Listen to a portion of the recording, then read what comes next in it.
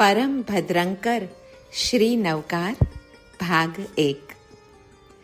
શ્રી નમસ્કાર મહામંત્રનો અપૂર્વ મહિમા કહેતા પરમ પૂજ્ય પન્યાસ શ્રી ભદ્રંકર વિજયજી ગણીવર્ય લખે છે, અખૂટ ફળ આપનારું દાન તે નમસ્કાર છે. નમો મંત્ર દ્વારા શ્રી પંચ પરમેષ્ઠી ભગવંતોને અપાતા સન્માનના દાનના બદલામાં મોટામાં મોટું દાન મળે છે, જે છે પોતાના શાશ્વત આત્માનું જ્ઞાન થવું તે. નમો બે જ અક્ષરનો આ શબ્દ એ સર્વશ્રેષ્ઠ પુરુષોને આપવામાં આવતા દાનમાં સર્વશ્રેષ્ઠ દાન છે. સર્વદાનમાં સર્વશ્રેષ્ઠ દાન સન્માનનું છે. નમો એ મનની વિશુદ્ધ દશામાં ગતિ કરાવનાર મંત્ર છે.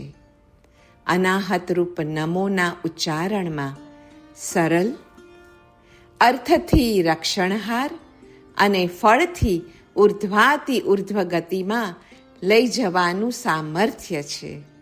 તેથી જ નમસ્કાર મહામંત્ર એ મહામંત્ર કહેવાય છે. મન, મંત્ર, પ્રાણ અને દેવ, ગુરુ અને આત્માની એકતા જેનાથી સધાય છે તેને જ આપણા મંત્રશાસ્ત્રમાં મંત્ર ચૈતન્યનો ઉદ્ભવ થયો કહેવાય છે. ભવસાગર તરવા, મોક્ષનગરમાં પહોંચવા સેતુ સમાન શ્રી નમસ્કાર મહામંત્ર સૌને વ્યક્તમાંથી અવ્યક્તમાં લઈ જાય છે. મનનું બલ મંત્રથી વિકસે છે. નમસ્કાર એ મનુષ્યની પોતાની પૂંજી છે અને નમવું એ જ માનવ મન અને બુદ્ધિનું તાત્વિક ફળ છે. નમઃ એ દૈવી ગુણ અને આધ્યાત્મિક સંપત્તિ છે.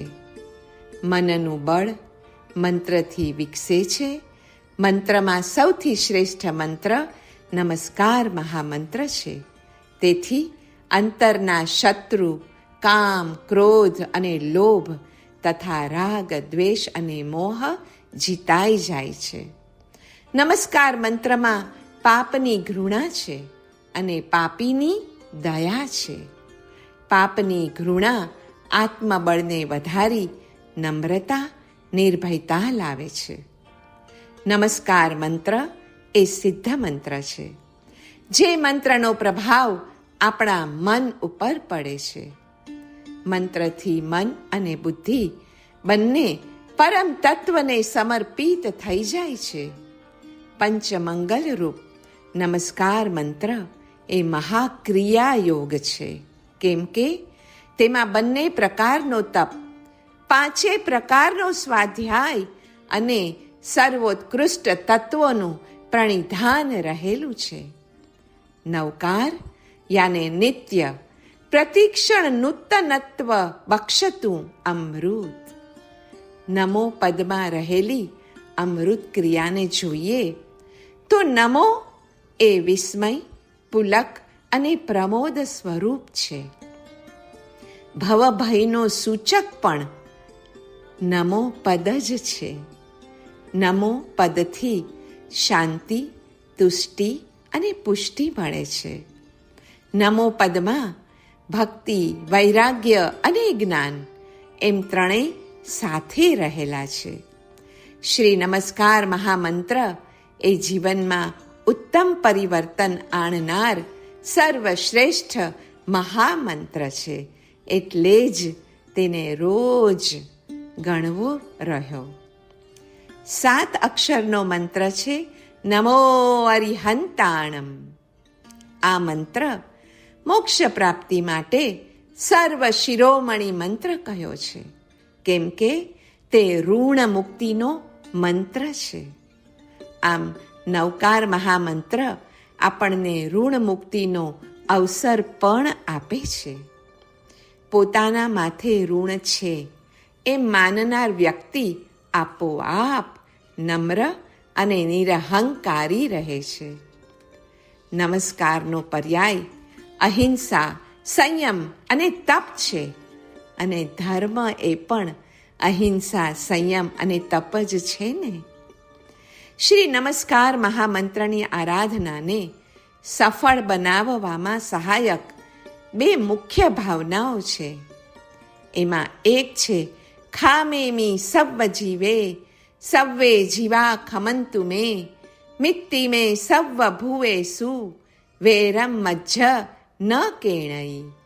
અને બીજી મુખ્ય ભાવના છે શિવમસ્તુ સર્વ જગતઃ, પરહિત નિરતા ભવંતુ ભૂતગણાઃ, દોષાઃ પ્રયાન્તુ નાશમ, સર્વત્ર સુખી ભવતુ લોકઃ. કોઈ પણ શુભ કાર્યમાં આપણે 3 નવકાર ગણવાનું વિધાન છે. તો પૂજ્ય પન્યાસજી મહારાજ લખે છે કે 3 નવકાર શા માટે ગણવાના? કાય શુદ્ધિ માટે પ્રથમ નવકાર કુદરતને અનુકૂળ કરવા, વચન શુદ્ધિ માટે બીજો નવકાર કાળને જીતવા, અને મન શુદ્ધિ માટે ત્રીજો નવકાર કર્મને ખપાવવા માટે ગણવાનો છે. આમ કુદરત, કાળ અને કર્મને યાદ કરીને 3 નવકાર ગણવા. નમસ્કાર વડે બોધિ અને નિરુપસર્ગ કઈ રીતે થાય છે? નમો એટલે વંદન, પૂજન, સત્કાર અને સન્માન. તેના પરિણામે બોધિ અને નિરુપસર્ગ અવસ્થા પ્રાપ્ત થાય છે. અરિહંતોનો ઉપકાર ગુણ પ્રકર્ષ વડે આદર્શ રૂપ છે. માર્ગદેશકતાથી પ્રેરણારૂપ છે. માર્ગરૂપતાથી આલંબન રૂપ છે. આલંબન માટે દર્શન, પૂજન આદિ કરવાના છે. પ્રેરણા માટે શાસ્ત્ર, આગમ આદિનું પઠન કરવાનું છે. અને આદર્શ માટે ઘોર તપશ્ચર્યા આદિની અનુમોદના કરવાની છે. જાપના 13 પ્રકાર છે.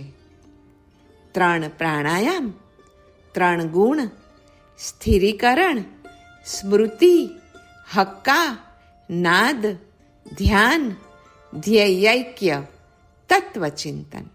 આમ જાપના 13 પ્રકારોમાં હઠ, મંત્ર, લય, જ્ઞાન એમ 4 યોગો સમાવિષ્ટ છે. અને એટલે જ આપણે નવકાર મહામંત્ર જ્યારે ગણીએ ત્યારે એ 4 યોગનું આરાધન થઈ જાય છે. 1,00,000 નવકાર જાપનું મહાત્મ્ય અદ્ભુત છે. પરમપદની પ્રાપ્તિનું કારણ નવકાર મહામંત્ર જ છે. જ્યાં જ્યાં લક્ષ નવકારનો એટલે કે 1,00,000 નવકારનો જાપ થાય છે ત્યાં ત્યાં કલ્યાણકારી વાતાવરણ તુરંત જામે છે. આત્મવિશુદ્ધિ માટે નવકાર મંત્ર એ સર્વોત્તમ સાધન છે.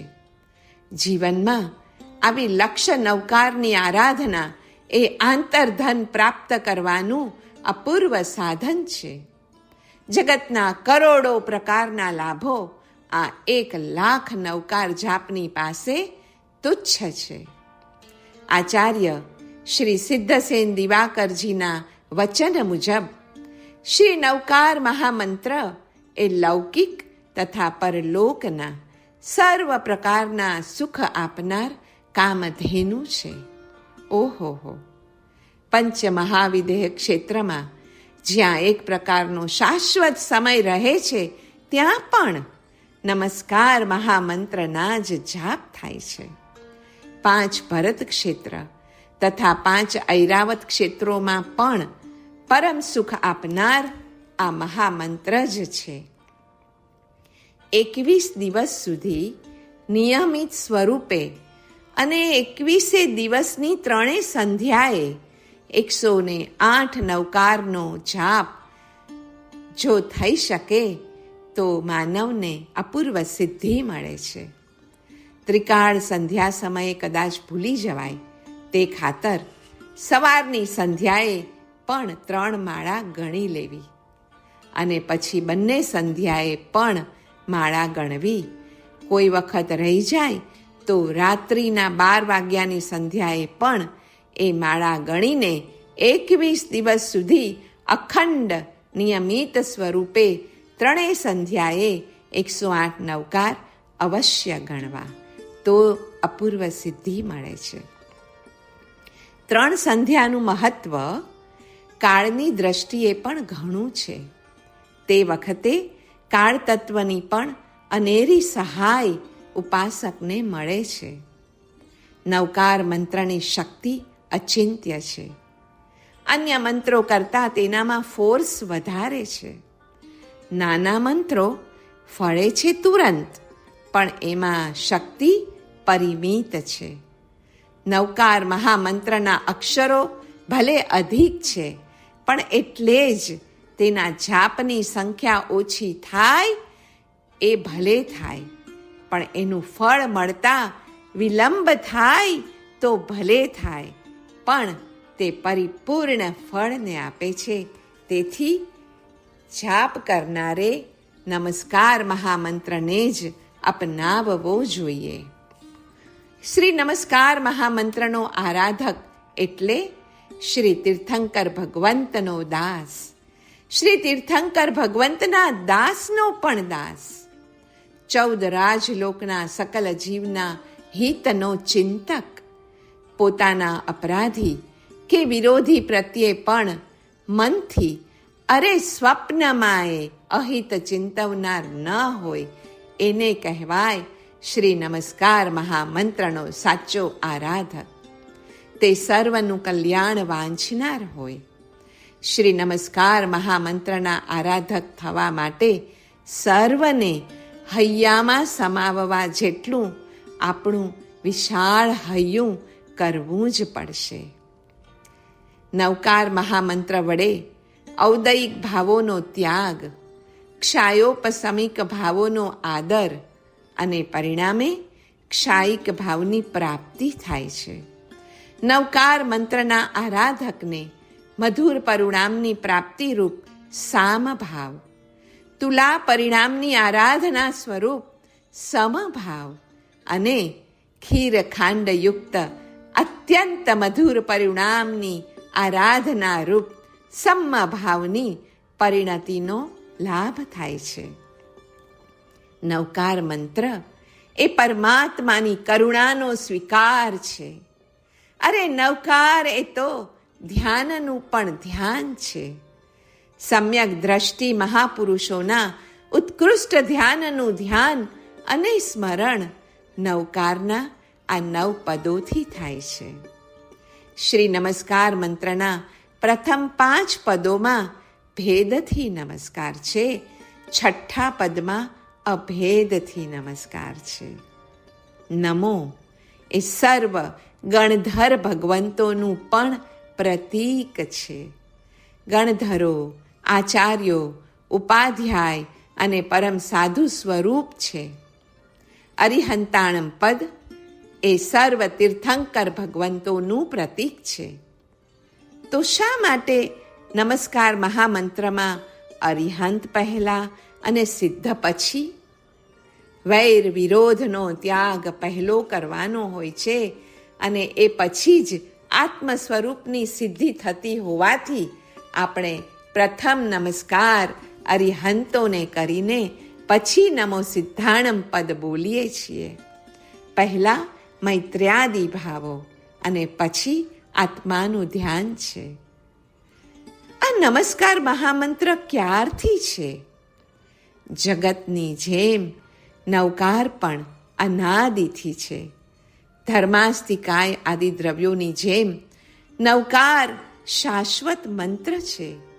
નવકારના અક્ષરો અને એની સંયોજના પણ શાશ્વત છે. તે સાક્ષાત અક્ષરમયી દેવતાઓ છે, જ્યોતિષ પુંજો છે. માટે જ એનો આશ્રય લઈને એનું વિધિપૂર્વક શ્રવણ કે સ્મરણ કરનાર સર્વદા સુરક્ષિત રહે છે. આગમ ગ્રંથોમાં બતાવ્યા મુજબ નવકારના જુદા જુદા જાપ કરવાથી નીચે મુજબ પાપનો નાશ થાય છે.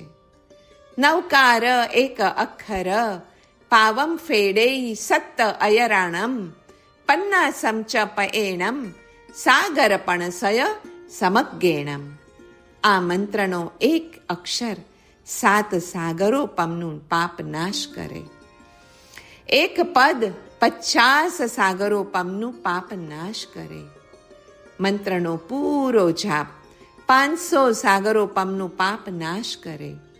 આ મહામંત્રની એક બાધી નવકારવાળીનો જાપ 54,000 સાગરો પમનું પાપ નાશ કરે છે અને 1,00,000 નવકારનો વિધિપૂર્વક જાપ કરવાથી તો તીર્થંકર નામ કર્મ પણ ઉપાર્જન થાય છે. સફેદ કમળમાં 108 વાર ચિંતન કરીએ તો એક ઉપવાસનું ફળ મળે. 8,08,08,808 નવકારના જાપથી શાશ્વત સ્થાન એવું મોક્ષ પ્રાપ્ત કરી શકાય છે. અરિહંત સિદ્ધ આયર્ય ઉવજ્જાય સાહુ. આ મંત્ર જાપ 200 વાર કરે તો એક ઉપવાસનું ફળ મળે. પંચ પરમેષ્ઠીના નામથી 16 અક્ષરની વિદ્યા ફળે. અરિહંત સિદ્ધ 300 વાર આ જાપ કરવાથી તથા અરિહંત અરિહંત અરિહંત એમ 400 વાર જાપ કરવાથી પણ ઉપવાસનું ફળ મળે છે. અરે માત્ર અરિહંતનો ના જાપ 500 વાર કરીએ તો પણ એક ઉપવાસનું ફળ મળે છે. જન્મ સમયે કર્ણયુગલમાં નવકાર સંભળાવવાથી બાળકને જીવનમાં રિદ્ધિ સિદ્ધિ મળે છે.